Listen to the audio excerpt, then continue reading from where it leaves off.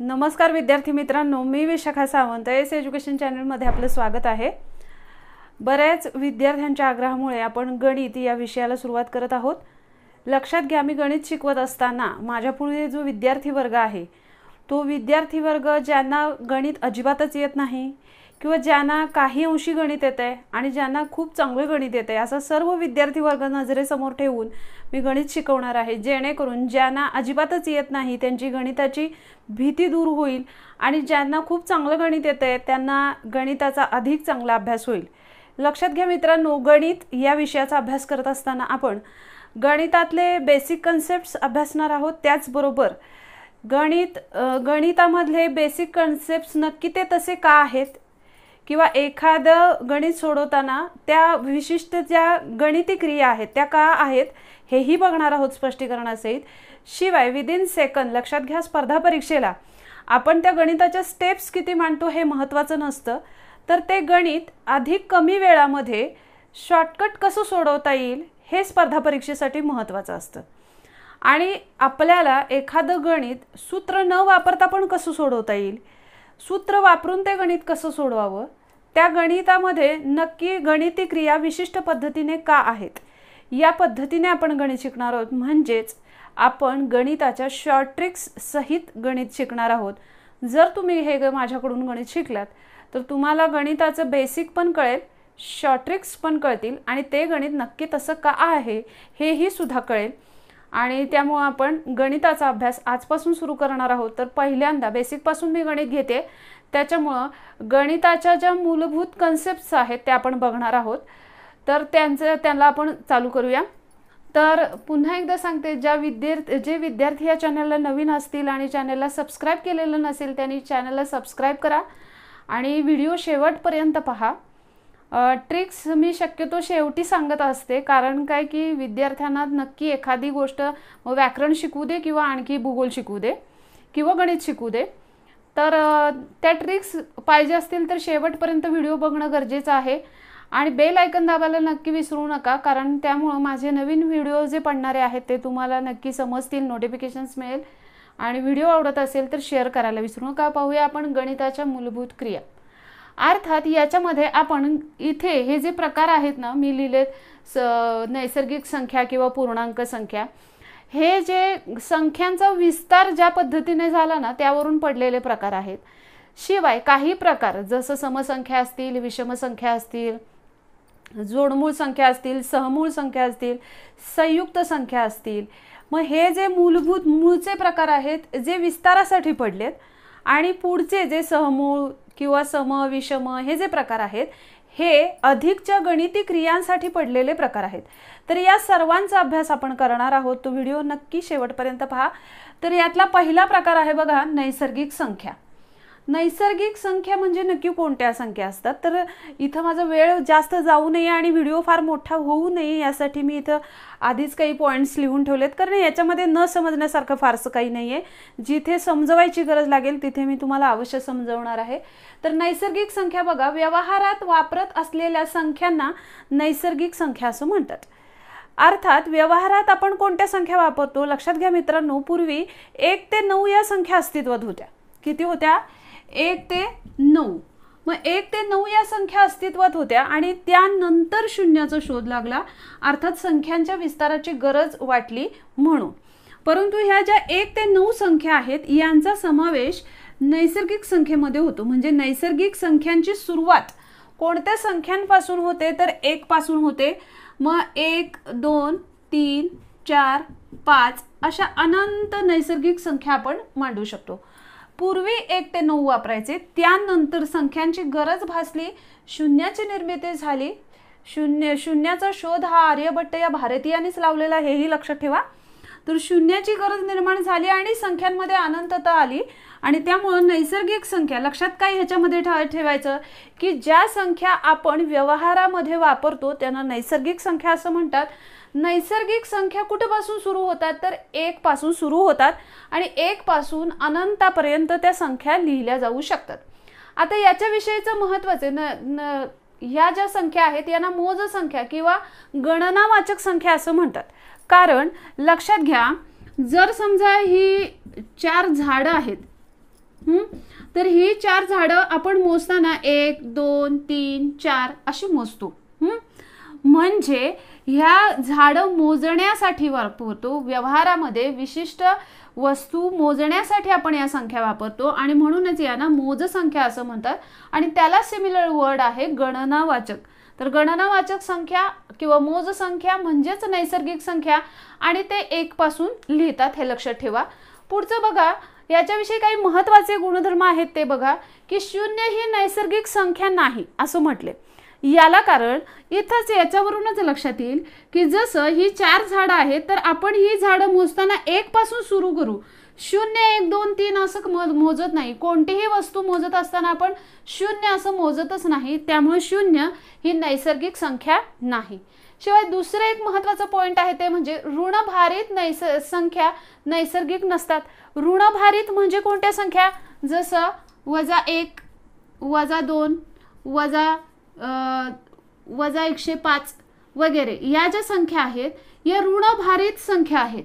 आपण जसं एक काही मोजायचं असेल तर -1 -2 असं मोजत नाही आणि त्याच्यामुळं ऋणभारित संख्या यांना ऋणभारित संख्या असं म्हणतात, वजा चिन्ह पुढे असतं ते.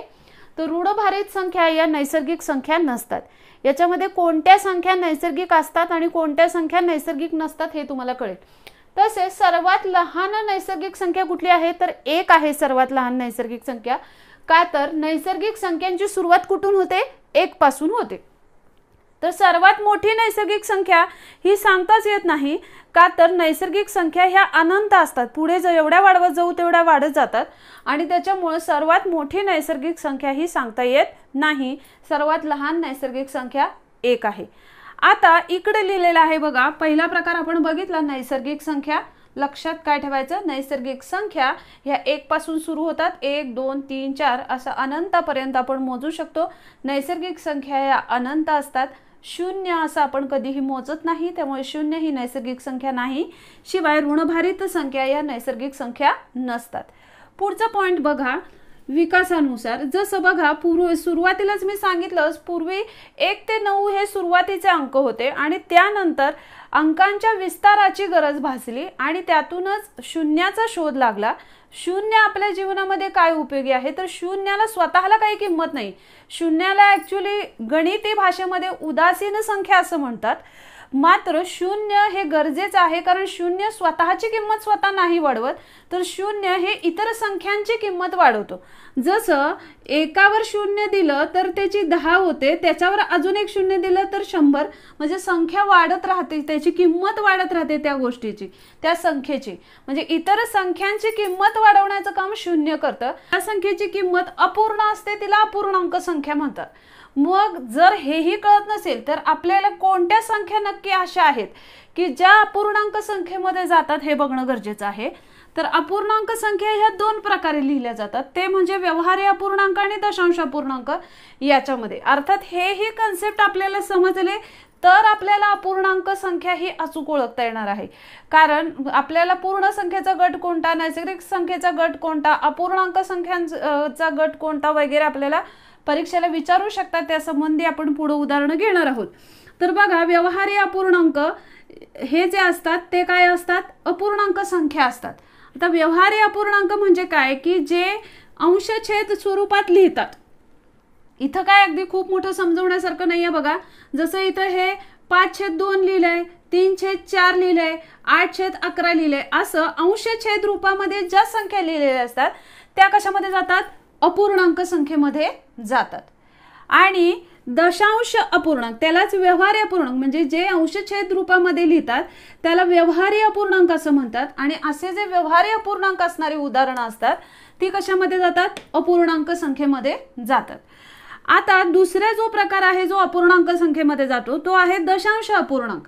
आता दशांश अपूर्णांक म्हणजे काय की व्यवहार्य अपूर्णांकांची जी काढलेली किंमत असते, म्हणजे हे जे अंशछेद रूपामध्ये लिहिले ह्याला आपण भागल्यानंतर जे उत्तर मिळतं ते असतं दशांश अपूर्णांक. इथं बघूया, जसं इथं 5/2 लिहिले तर आपण ह्याला जर भागलं, म्हणजे आता हा भागाकार सहज साधा सोपा आहे, अनेकांना येईल पण, परंतु ज्याने येत नाही त्याच्यासाठी आपण करूया. जसं बे के बे बे दुणे 4, 4 म्हणजे 4 झाले, 5तून एक उरला म्हणजे इथं एक समजा लिहिला तर त्याच्यावर आपल्याला 0, कारण 2 ने एकाला भाग जाऊ शकत नाही, 0 घ्यायची गरज असते, आपण 0 घेतो.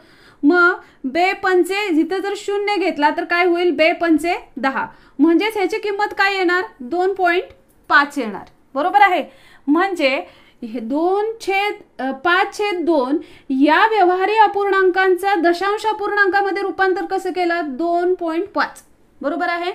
मग हे जे 2.5 हा जो दशांश अपूर्णांक आहे तो पण कशामध्ये जातो, अपूर्णांक संख्येमध्ये जातो. आणि म्हणूनच काय म्हणतात की जे व्यवहारी अपूर्णांक असतात, जे अंश छेद रूपामध्ये लिहिले जातात ते अपूर्णांक संख्या असतात. दुसरं दशांश अपूर्णांक म्हणजे जे अंश छेद रूपामध्ये लिहिले जाणारे व्यवहारी अपूर्णांक आहेत त्यांना जेव्हा भागून आपण त्यांची विशिष्ट किंमत काढतो आणि ती जी काढलेली किंमत पॉइंटमध्ये लिहिलेली असते ते पण कशा, त्यांना काय म्हणतात, दशांश अपूर्णांक. आणि असे दशांश अपूर्णांक कशामध्ये जातात, अपूर्णांक संख्येमध्ये जातात. अर्थात या दशांश अपूर्णांकाचे पण प्रकार आहेत. आता हे प्रकार कोणते बघा, तर इथं मी 3 दशांश अपूर्णांक लिहिलेले आहेत, त्याच्यातूनच तुम्हाला प्रकार समजतील. जसं बघा इथे 0.2578 असं दिसते. बरोबर आहे. आता हे जे 3 उदाहरणं लिहिलेत दशांश अपूर्णांकाची, याच्यामध्ये इथं बघा मी फरक काय आहे की इथं टिंब नाही आणि इथं टिंब काढलंय. ह्याचा काय अर्थ होतो की हा जो दशांश अपूर्णांक आहे हा अनंत वाढत जाणार आहे, किंवा हा जो दशांश अपूर्णांक आहे हा अनंत वाढत जाणार आहे. आणि हा मात्र काय आहे, इथं टिंब दिलेलं नाही, म्हणजे हा काय आहे, खंडित आहे, इथपर्यंतच जाऊन तो थांबला. मग दशांश अपूर्णांकाचा हा जो आहे 0.2578 हा जो जी संख्या लिहिले ही खंडित अपूर्णांकाचं उदाहरण आहे. खंडित दशांश अपूर्णांक काय आहे, खंडित दशांश अपूर्णांक. आणि हे जे उदाहरण आहे दुसरं, ह्याचं जर निरीक्षण केलं आणि ह्याचं जर निरीक्षण केलं खालच्या 2चं, तर ह्या दोन्हीमध्ये पण विशिष्ट संख्या रिपीट येत आहेत, पुन्हा पुन्हा येत आहेत. मात्र तरी सुद्धा ह्या दोघांमध्ये एक फरक आहे. हा फरक काय आहे की जसं बघा इथं 3 4 5 पुन्हा 3 4 5 पुन्हा 3 4 5, म्हणजे विशिष्ट संख्या ही विशिष्ट संख्येनंतरच रिपीट येताना दिसते. मग आणि इथं काय आहे की 3 2 0 3 2 परत 2 0, म्हणजे इथं जे 0 आहे ते वाढत जाताना दिसतात.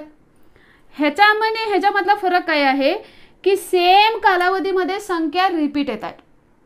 मग जर सेम कालावधीमध्ये अशा संख्या रिपीट येत असतील सेम, तर त्याला आवर्ती दशांश अपूर्णांक असं म्हणतात. काय म्हणतात, आवर्ती दशांश अपूर्णांक. म्हणजे काय, आवर्ती म्हणजे काय, पुन्हा पुन्हा येणे. लक्षात घ्या मित्रांनो, याच्यासाठी साधं सोपं आपल्या जीवनातलं उदाहरण देते मी.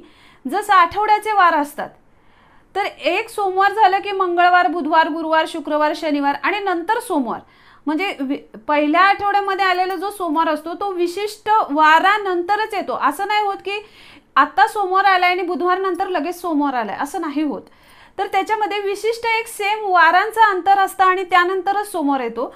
तसंच सेम हे जे आवर्ती दशांश अपूर्णांक असतात त्याच्यामध्ये विशिष्ट संख्यांचं सेम अंतर असतं. जसं इथं बघा 3 4 5 नंतर परत 3 4 5 असं विशिष्ट सेम अंतराने कालावधीने येणारे जे संख्या असतात त्यांना आवर्ती दशांश अपूर्णांक असं म्हणतात. आणि ह्याच्यामध्ये मात्र 0 वाढत चाललंय आणि त्याच्यामुळे हे सेम उदाहरण होत नाही. तर आता हे मी 2 प्रकार का सांगितले की हे खंडित दशांश अपूर्णांक आणि हे आवर्ती दशांश अपूर्णांक. तर मित्रांनो लक्षात घ्या, जे खंडित दशांश अपूर्णांक असतात आणि जे आवर्ती दशांश अपूर्णांक असतात ह्याचे जे सर्व उदाहरणं असतात ती सर्व कशामध्ये जातात, अपूर्णांक संख्येमध्ये जातात. बऱ्याच वेळेला असं म्हणतात की दशांश अपूर्णांक हे सर्व अपूर्णांक संख्येमध्ये समाविष्ट होतात. मात्र मित्रांनो लक्षात घ्या, सर्वच्या सर्व दशांश, अर्थात हेही दशांश अपूर्णांकाचं उदाहरण आहे, मात्र हे अपूर्णांक संख्येमध्ये समाविष्ट होत नाही. का तर यांचं काय असतं की विशिष्ट जे खंडित दशांश अपूर्णांक असतात किंवा आवर्ती दशांश अपूर्णांक असतात त्यांचाच समावेश कशामध्ये होतो, अपूर्णांक संख्येमध्ये होतो. हे लक्षात ठेवा. आता आपण परिमेय आणि अपरिमेय संख्या हे पाहूया, कारण आपल्याला परीक्षेला अनेक वेळेला खालीलपैकी परिमेय किंवा अपरिमेय संख्या कोणती अशी ही उदाहरणं विचारलेली असतात. तर ते कन्सेप्ट समजून घेऊया की ज्या संख्यांची किंमत काढता येते अशा ज्या सर्व संख्या असतात त्यांना परिमेय संख्या असं म्हणतात. अर्थात त्याला पण एक कंडिशन आहे. कंडिशन ही पुस्तकामध्ये अशी लिहिलेली असते, a/b म्हणजेच b हा शून्य नको असतो. आता हेच मुलांना अर्थ कळत नाही, तर लक्षात घ्या की अंशछेद रूपामध्ये त्या संख्या मांडता आल्या पाहिजेत. अशा ज्या संख्या असतात ज्यांची किंमत काढली जाते अशा संख्या या अंशछेद रूपामध्ये मांडता आल्या पाहिजेत आणि अशा संख्यांचा समावेश परिमेय संख्येमध्ये होतो. ही त्याची अट आहे. काय की संख्या अंशछेद रूपामध्ये मांडता आल्या पाहिजेत. आणि शिवाय इथं बी म्हणजे इथं शून्य छेदामध्ये शून्य नको आहे. म्हणजे काय नक्की बघूया की परिमेय संख्यामध्ये कोणत्या संख्या समाविष्ट होऊ शकतात, ज्या संख्यांची किंमत काढता येते आणि शिवाय ज्या संख्या अंशछेद रूपामध्ये लिहू शकतो अशा. आता इथं मी काही उदाहरणं लिहिलेत, ही बघून तुम्हाला असं वाटेल की हे कुठे अंशछेद रूपामध्ये लिहिलेलं आहे. तर अंशछेद रूपामध्ये लिहिलेलं नसलं तरी त्याची आपण किंमत काढू शकतो आणि शिवाय ते अंशछेद रूपामध्ये लिहू शकतो. जसं ऋण 15 आहे, तर लक्षात घ्या ही संख्या जर नुसती संख्या असेल तर त्याच्या खाली 1 हा छेद असतो. जसं ऋण 212 तर तिथं 1 हा छेद असतोच. शिवाय 18 ही ह्या ऋणभारित संख्या आहेत आणि ही धनसंख्या आहे. 18 ही धनसंख्या आहे. तर ह्याच्या खाली 1 हा छेद असतो. गणिती नियम आहे तो. थोडक्या आता इथं शून्य, आता शून्य हा उदासीन आहे. मगाशीच मी सांगितलं शून्याला स्वतःची अशी काही किंमत नाही. शून्य हा दुसऱ्या संख्यांची किंमत वाढवतो. मग शून्य ही परिमेय संख्या कशी काय होऊ शकते. तर इथं नियम काय दिले त्यांनी, अट काय आहे की शून्य हा छेदामध्ये नसला पाहिजे. म्हणजे जसं 18/0 असं असेल तर ही परिमेय संख्या होणार नाही. मात्र 18/1 ही परिमेय संख्या होऊ शकते.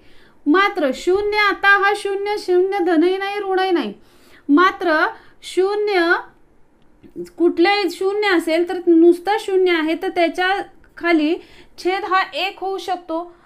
म्हणजे ही शून्य हा परिमेय संख्येमध्ये जाऊ शकतो.